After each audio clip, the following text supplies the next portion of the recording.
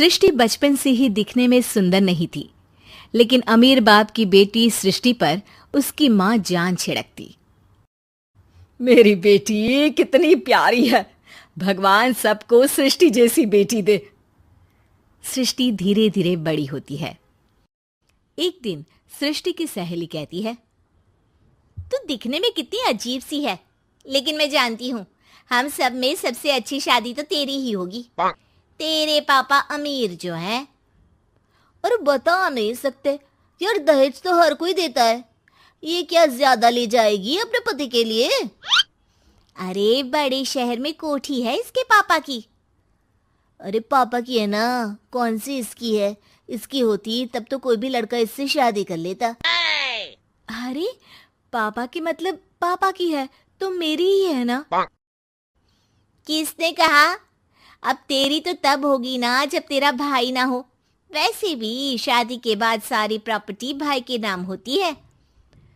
सृष्टि समझ जाती है कि उसे किसी भी हालत में माँ बाप की सारी प्रॉपर्टी को अपने नाम करना है, लेकिन कैसे? एक दिन सृष्टि का भाई शीनू कहता है, बहन क्या कर रही है? तुझसे एक बात करनी है। अरे हाँ हाँ करना, मैं तो तेरी बहन हूँ।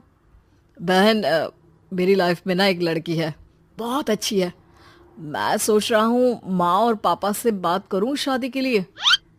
सृष्टि को समझ में आ जाता है कि भाई की शादी होते ही भाभी उसे एक दिन भी घर में बर्दाश्त नहीं करेगी। क्या बात है भाई, बताना कौन है वो? यार वो बहुत अच्छी लड़की है, पढ़ी लिखी है, मेरे साथ जॉब भी करती है। बस एक प्रॉब्लम है। हाँ प्रॉब्लम? क्या प्रॉब्लम है भाई? यार वो शादीशुदा है, लेकिन उसके पति ने उसे सिर्फ इसलिए छोड़ दिया क्योंकि उसके माँ बाप दहेज नहीं दे पाए। सृष्टि ये सुनकर न जाने क्यों खुश हो जाती है। अरे भाई तो क्या हुआ, लड़की तुझे तो पसंद है ना? शीनू को लगता है कि बहन उसे समझ रही है। वो इस बात से अनजान होता है कि उसकी बहन की मंशा पूरा घर हड़पने की है। सृष्टि अपनी माँ से कहती है, मम्मी मुझे तो बहुत चिंता है। पता है शीनू क्या कर रहा है? अरे क्या कर रहा है? वो तो काम पर जाता है और वापस घर आता है। नहीं ना माँ, वो यही तो नहीं कर रहा, बाकी सब कर रहा है। आपको पता है उससे प्यार है, और वो भी एक शादीशुदा लड़की से। हैं? ये क्या हो गया? मैं सोसाइटी में क्या मुंह दिखाऊंगी? अरे तेरे पापा तो यही कहेंगे कि मैंने ही उसे बिगाड़ दिया है। माँ देखो, मेरी बात मानो, पापा पर भी विश्वास करने की जरूरत नहीं है। अब आप ही बताओ, पापा इतनी देर घर के बाहर रहते हैं क्यों? बोलो। अरे बेटा वो तो नौकरी करते हैं ना।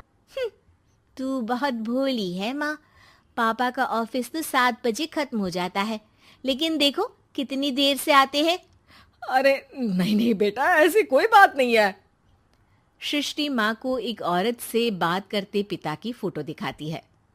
देखो माँ कैसे हैं पापा। मैं ना कहती थी कि पापा सही नहीं है।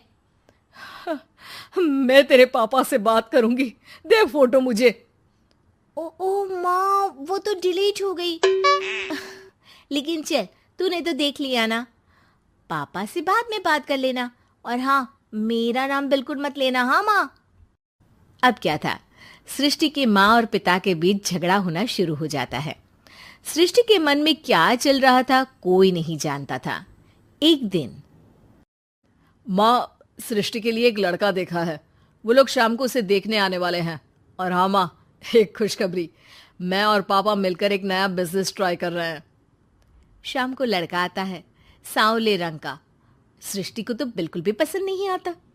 लड़की की माँ कहती है, लड़की का चेहरा तो कोई खास नहीं, लेकिन अगर मेरे बेटे को आप लोग सेटल कर दें तो मैं उसकी शादी आपकी बेटी से करवा दूं। सृष्टि को लड़का बिल्कुल पसंद नहीं था। उसे भाई पर गुस्सा आ जाता है। लड़के वालों के जाने के बाद कहती है, माँ देखा शीनू मेरे लिए कैसा लड़का लेकर आया, न दिखाने लायक न सुनने लायक, सेटल भी नहीं, वो भी हम करे। अरे माँ, मैं जानती हूँ ये मेरी शादी किसी भी घर में क्यों करवाना चाहता है। अरे कैसी बात कर रही है बहन? तूने तो देखा ना, लड़के को मैंने ही मना कर दिया तुझसे शादी के लिए। जिसने लड़का बताया था उसने उसकी बहुत तारीफ की थी। बात आई गई हो जाती है, लेकिन सृष्टि का मन शांत नहीं होता। क्या करूँ, कुछ समझ में नहीं आ रहा। मेरी शादी हो गई तो ये लोग पूरी प्रॉपर्टी शीनू के नाम कर देंगे। मेरे हाथ तो कुछ लगेगा ही नहीं। तभी सृष्टि को आइडिया आता है। वो किसी वकील को फोन करती है। जी देखिए, अगर आपके मम्मी पापा का तलाक हो जाता है तो आपके पिता की आधी प्रॉपर्टी आपकी माँ के नाम हो जाएगी। फिर उसे वो किसी को भी दे सकती है। सृष्टि अब माँ को बेटे के खिलाफ भरती है। माँ, शीनू पर नजर रखा करो। वो जिस लड़की के प्यार में है ना, वो शादीशुदा है। यहाँ आएगी, सारा पैसा, रुपया, जमीन, जायदाद सब हड़प लेगी। पापा का भी हाल तुमसे छुपा नहीं है। ऐसा ना हो कि मैं और आप एक दिन सड़क पर भीख मांगे। हे भगवान, मैं तो जीते जी मर जाऊंगी अगर ऐसा हो गया तो। ऐसा हो गया नहीं माँ, ऐसा ही होगा। अभी समय है, आगे का सोच लो। मैं तो कहती हूँ पापा से आधी प्रॉपर्टी लेकर अलग हो जाओ। पापा की आधी प्रॉपर्टी भी हम लोगों को अगर मिल जाती है ना, तो अगले 7 जन्म सफल समझो। बेचारी माँ बेटी के कहने पर पति से तलाक लेकर अलग हो जाती है। सृष्टि अब पैसों से गाड़ी और अपने दूसरे महंगे शौक पूरे करने लगी। उसके दोस्त भी उसके पैसे इस्तेमाल करते। सृष्टि, कल तुम कहाँ थी? मैं सारा दिन घर पर अकेली थी। तो मैं क्या करूं? मैंने ठेका तो नहीं लिया है ना तुम्हें संभालने का। माँ को सृष्टि से ये उम्मीद नहीं थी। वो बैठकर रोने लगती है। वहीं उसका पति यानी कि सृष्टि के पिता आ जाते हैं। मैं जानता था कि तुम्हारा यही हाल होगा, तो आपने मुझे रोका क्यों नहीं? मैं रोकता तो तुम रुकती क्या? सृष्टि के कहने पर तुमने मुझ पर, अपने बेटे पर शक किया, लेकिन तुम ये भूल गई कि कैसे हम दोनों ने मिलकर जीवन में इतना सब खड़ा किया।